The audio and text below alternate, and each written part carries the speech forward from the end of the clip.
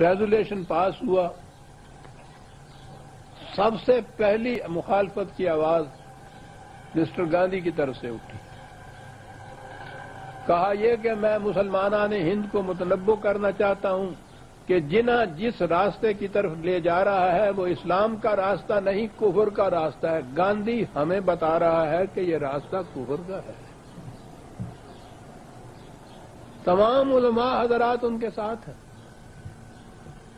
یہ کفر کا راستہ ہے۔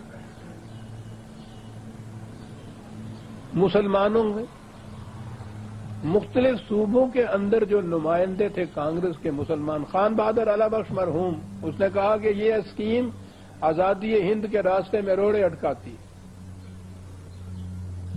سرحد سے عبد الرحمان سرحدی نے کہا کہ یہ ہندوستان میں برطانوی تسلط قائم رکھنے کا ذریعہ ہے۔ یو پی کے مولانا حفظ الرحمان سیوہاروی نے فرمایا کہ اس سے برطانوی حکومت کا رہے گی۔ آر کے لیڈر حبیب الرحمان لدھیانوی مولانا نے فرمایا کہ یہ اسکیم ملک کے مفاد کے لیے بالعموم اور مسلمانوں کے مفاد کے لیے بالخصوص نقصان رساں ہے۔ اگر کبھی اسلامستان وجود میں آیا تو احرار کے ہاتھوں آئے گا۔ اور اس سے بھی بڑی مخالفت کی ایک اور چیز نظر آتی ہے۔ سر سکندر حیات خان، میں نے عرض کیا ہے کہ پہلے وہ اتنا کچھ کر چکے کہ یہ جلسہ ہو ہی نہیں۔ جب یہ طے ہو گیا تو تاریخ حیرت میں رہ جائے گی یہ دیکھ کر کہ جس سبجیکٹ کمیٹی نے اس ریزولیشن کا مسودہ پاس کیا تھا اس کے ایک ممبر سر سکندر حیات خان بھی تھے۔ وہ کیا معلوم ہے کہ کن کن قسم کے لوگوں کے ساتھ واسطہ پڑا تھا قائد اعظم کو۔ یہ ریزولیشن پاس کیا اور وہ سر سکندر حیات خان اسلامیہ کالج کے طلباء کو ایڈریس کرنے کے لیے گئے اور کہا کہ میں تمہیں ایک نصیحت کرنا چاہتا ہوں، اور وہ یہ کہ زندگی میں تمہارا نسب العین کچھ ہی ہو، لیکن یاد رکھو تم کسی ایسی اسکیم کی تائید نہ کرنا جس کا منشا ہندوستان کو تقسیم کر کے مسلمانوں کے لیے الگ خطہ منتخب کرنا ہو۔ یہ اسلام کے بنیادی اصولوں کے خلاف ہوگا۔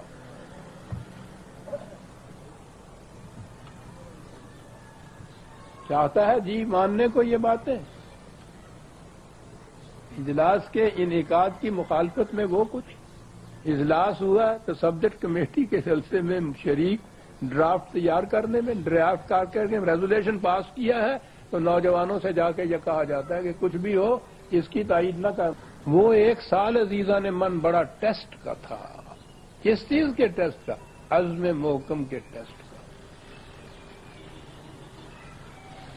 یہ مسلم لیگ کے ساتھ جو افراد تھے انہیں چھوڑ کر سارا ہندوستان، ہندو تو آپ جانتے ہی ہیں، انگریز پورے کا پورا اس کے ساتھ، اور مسلمان سارے کے سارے یہ جتنے تھے یہ متحدہ محاذ بنائے ہوئے کہ اس اسکیم کو کامیاب نہیں ہونے دیا جائے گا۔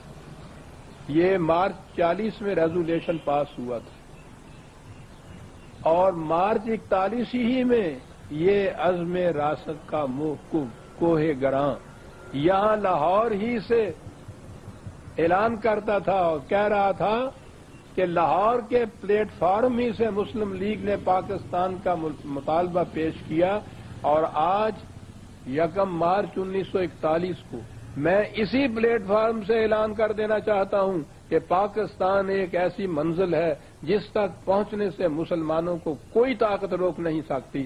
ہندوستان کے بر اعظم میں پاکستان کے سوا کوئی دستور کامیاب نہیں ہو سکتا۔ پاکستان بن کر رہے گا، خاص ساری دنیا اس کی مخالفت کیوں نہ کرے۔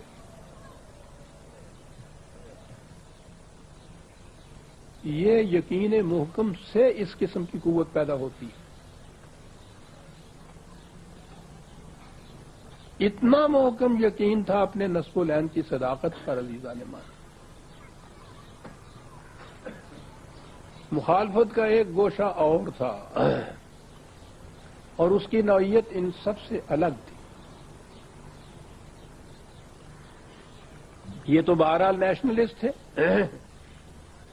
کھلے ہوئے تقسیم کے بھی خلاف، مسلمانوں کی جداگانہ قومیت کے بھی خلاف، کسی مقام پر بھی اسلامی مملکت کے بھی خلاف۔ لیکن ایک جماعت یا ایک شخصیت یہ تھی کہ ان سب سے وہ متفق اور سب سے زیادہ مسلم لیگ اور قائد اعظم کے خلاف۔ مجھے کسی کی تنقیر اور تحقیر مقصود نہیں عزیزان من، نہ میری کسی سے رقابت ہے، میں نے تو عملی سیاسیات میں کبھی حصہ ہی نہیں لیا، میری کوئی پارٹی نہیں، میرا کوئی مذہبی فرقہ نہیں، مجھے کسی سے کوئی عداوت نہیں، لیکن حقائق کا بیان کرنا ضروری ہے۔ وہ اس لیے ہے کہ تاریخ نہیں لکھی گئی اس تاریخ کی۔ یہ جو مخالفت سب سے زیادہ مخالفت شدید ہوئی تھی، یہ مولانا سید ابو العلا مودودی کی طرف سے تھی۔